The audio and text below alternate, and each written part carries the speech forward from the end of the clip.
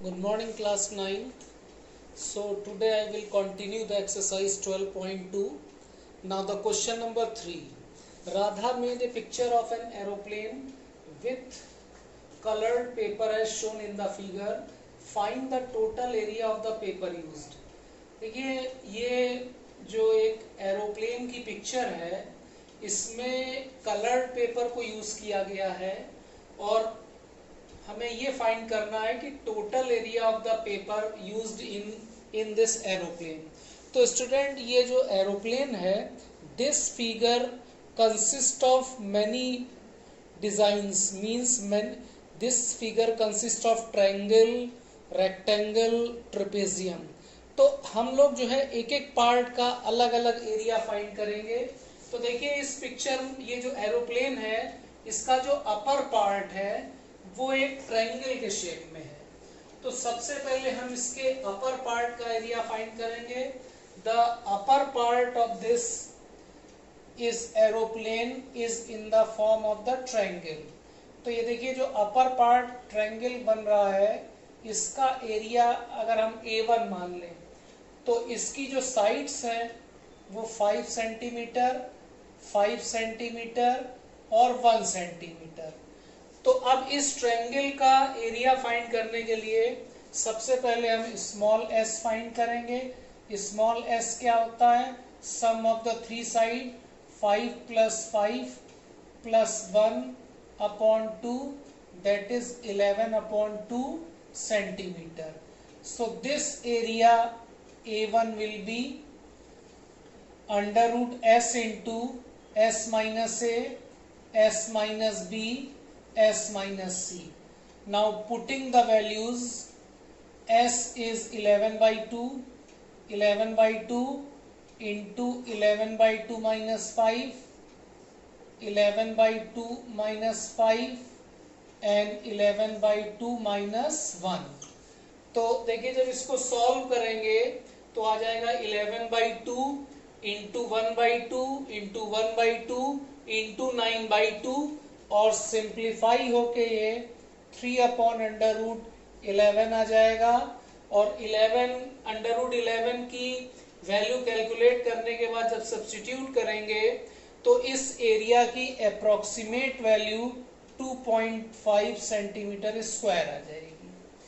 अब इस एरोप्लेन का जो सेकंड पार्ट 2 है वो एक रेक्टेंगल के शेप में है। इस एरिया को अगर हम मान लें A2 तो इस रेक्टेंगल की जो लेंथ है वो 6.5 सेंटीमीटर है और ब्रेथ 1 सेंटीमीटर है। तो इसका जो एरिया है वो 6.5 into 1 that is 6.5 centimetre square. अब इसका जो तीसरा पार्ट है वो जो है एक ट्रेपेजियम के शेप में है। थर्ड इसका जो पार्ट है which is in the form of the trapezium, ये ट्रेपेजियम के शेप में है और इस ट्रेपेजियम की जो पैरेलल साइड्स हैं उनकी लेंथ 1 सेंटीमीटर और 2 सेंटीमीटर है और इसकी नॉन पैरेलल साइड्स जो हैं वो 1 सेंटीमीटर और 1 सेंटीमीटर है। तो देखिए ट्रेपेजियम का एरिया होता है half sum of the parallel side into height. तो अब इसकी हाइट निकालने के लिए हम लोग जो है एक इसमें कंस्ट्रक्शन करेंगे। जैसे ये पॉइंट हम मान लें A, ये B और A से 1 सेंटीमीटर की एक लाइन ड्रॉ करें C। तो ये भी 1 सेंटीमीटर और ये भी 1 सेंटीमीटर। तो देखिए ट्रायंगल ABC जो है हमारा वो इक्विलैटरल ट्रायंगल हो गया और इस ट्रायंगल की तीनों साइड्स जो है वो 1 सेंटीमीटर है। अच्छा, अब इसकी इस इक्विलैटरल ट्रायंगल की जो हाइट होगी वही ट्रेपेजियम की हाइट होगी और हमें पता है कि इक्विलैटरल ट्रायंगल की जो हाइट होती है वो √3/2 साइड स्क्वायर होती है। The height of the equilateral triangle is √3/2 side square. अब यहाँ पे इक्विलैटरल ट्रायंगल की साइड 1 सेंटीमीटर है, तो इस इक्विलैटरल ट्रायंगल की जो हाइट है वो √3/2 सेंटीमीटर हो जाएगी, और यही हाइट इस ट्रेपेजियम की हो जाएगी। तो देखिए अब हमको ट्रेपेजियम की नॉन पैरेलल साइड्स पता है, हाइट पता है, हम जो है इक्विलैटरल ट्रायंगल इस ट्रेपेजियम का एरिया कैलकुलेट कर सकते हैं। तो अब जैसे इस ट्रेपेजियम का एरिया अगर A3 मान लें, तो A3 हो जाएगा half into sum of the parallel side 1 and 2, 1 + 2 into height of the trapezium, और इस ट्रेपेजियम की हाइट इक्विलैटरल ट्रायंगल की हाइट के बराबर होगी, इट इज मल्टीप्लाइड बाई √3/2। तो दिस इज इक्वल टू 3√3/4। तो ये एरिया A4 हो जाएगा हमारा, और इस एरिया इस यहाँ पे √3 की वैल्यू रख के जब इसको सिंप्लीफाई करेंगे तो ये एरिया हमारा 1.4 सेंटीमीटर स्क्वायर आ जाएगा। अब देखिए इस एरोप्लेन में जो हम लोग का एरिया 4 और 5 है, ये दोनों एरिया जो है वो ट्रायंगल के शेप में है, और दोनों एरिया 4 और 5 जो है देखिए वो ट्रायंगल के शेप में है। This is the area 4 and this is the area 5, both the area are same। तो ये जो ट्रायंगल का शेप है हमारा, इसकी लेंथ इसका बेस जो है वो 6 सेंटीमीटर है, और ये जो इसकी हाइट है वो 1.5 है, और ये राइट एंगल ट्रायंगल है। तो एरिया A4 और A5 ये दोनों एरिया सेम होंगे।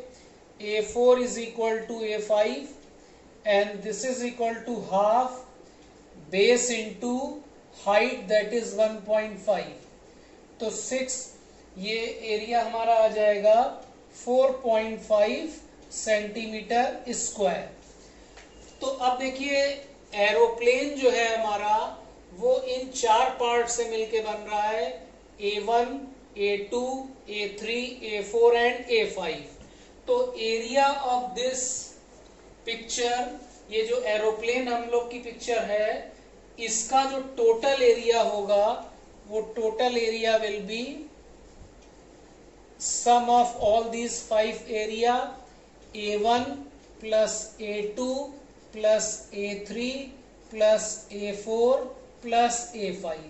तो ये जितने भी एरिया हमने कैलकुलेट किए हैं, इनको अगर हम ऐड कर दें तो एरोप्लेन का हमारा एरिया आ जाएगा। तो ये हो जाएगा 2.5 प्लस 6.5 प्लस 1.4 प्लस 4.5 प्लस 4.5, और इस टोटल एरिया को जब हम ऐड करेंगे तो 19.4 सेंटीमीटर स्क्वायर हो जाएगा। तो देखिए कभी भी कोई कॉम्प्लिकेटेड फिगर अगर है और उसका एरिया फाइंड करना है, तो उस कॉम्प्लिकेटेड फिगर को जितने सिंपल पार्ट्स में हम डिवाइड कर सकते हैं, उन सिंपल पार्ट्स में डिवाइड करके then we will find the area of each simple parts, और सिंपल पार्ट्स के एरिया को जब ऐड कर देंगे तो पूरे कंप्लीट फिगर का एरिया आ जाएगा। Next is question number 7। A kite in the shape of a square with diagonal 32 centimetre and a isosceles triangle of base 8 centimeter and sides 6 centimeter each is to be made of 3 different shades as shown in the figure. How much paper of the each shade has been used in it? Student इस question में it is a kite, और इस kite को construct करने के लिए जैसे ये पॉइंट हम D मान लें, तो इस काइट को कंस्ट्रक्ट करने के लिए 3 डिफरेंट कलर्स के पेजेस हम लोग ने जो है यूज किए हैं, डिफरेंट शेड्स के, और जो हम लोग 3 जो अलग अलग कलर्स के पेपर यूज किए हैं वो ट्रायंगल ABD, BCD और ये जो नीचे ट्रायंगल कंस्ट्रक्ट हो रहा है ये। तो अब हमको ये फाइंड करना है इसमें कि how much paper of each shade has been used in it. अब देखिए स्टूडेंट, इसमें ये दे रखा है कि ये जो सॉरी ये जो स्क्वायर है हमारा ABCD, इसका जो डायगोनल AC है ये 32 सेंटीमीटर है। This diagonal is 32 centimetre. तो अब अगर देखिए A1 और A2 ये दोनों एरिया सेम होंगे, तो इसके लिए हम अगर स्क्वायर का एरिया फाइंड कर लें और स्क्वायर के एरिया को 2 पार्ट्स में डिवाइड कर दें तो A1 एरिया आ जाएगा, A2 एरिया आ जाएगा, और ये A3 एरिया निकालने के लिए हमको ट्रायंगल का अलग से एरिया फाइंड करना पड़ेगा। अब ABCD जो है वो स्क्वायर है, तो इसकी साइड अगर हम A मान लें तो ये हमारा राइट एंगल ट्रायंगल है। तो ट्रायंगल ABC में जो है हम पाइथागोरस थ्योरम लगा सकते हैं। In triangle ABC AC square is equal to AB square plus BC square. 32 square is equal to A square plus A square. तो 32 into 32 is equal to 2A square. तो A square will be 16 into 32। 2 से 32 को divide कर देंगे तो 16 आ जाएगा, और ये हमारा एरिया जो है वो 512 सेंटीमीटर स्क्वायर हो जाएगा। तो देखिए ये जो हमारा स्क्वायर है ABCD, एरिया ऑफ ABCD, और यही एरिया 2 पार्ट्स A1 और A2 में डिवाइड हो रहा है।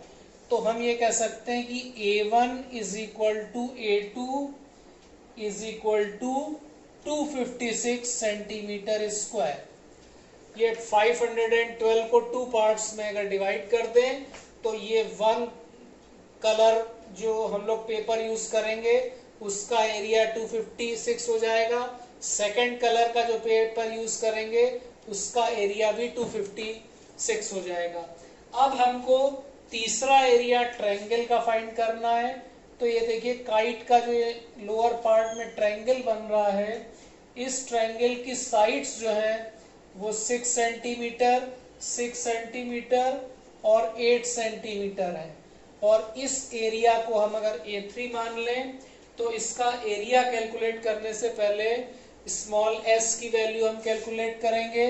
तो 2s is equal to sum of the side 6 plus 6 plus 8 that is 20। तो s will be 10. Now this area A3 will be under root s into s minus a, s minus b, s minus c। अब यहाँ पे value put करें, s जो है वो 10 है, 10 into 10 minus 6, 10 minus 6 into 10 minus 8। तो ये वैल्यू हमारी आ जाएगी under root 10 into 4 into 4 into 2, और इसको सिंप्लीफाई करेंगे तो ये under root 8 under root 5 centimetre square हो जाएगा। तो इसका मतलब ये जो काइट को कंस्ट्रक्ट करने के लिए जो हम 3 डिफरेंट कलर्स के पेपर यूज कर रहे हैं उनके एरिया जो है वो 256 centimetre square, 256 centimetre square and 8 under root 5 centimetre square हो जाएंगे। तो स्टूडेंट अब आप लोग को एक्सरसाइज 12.1 और 12.2 जो है ये दोनों एक्सरसाइज कंप्लीट करनी है। नेक्स्ट टर्न से जो है हम लोग नया चैप्टर शुरू करेंगे।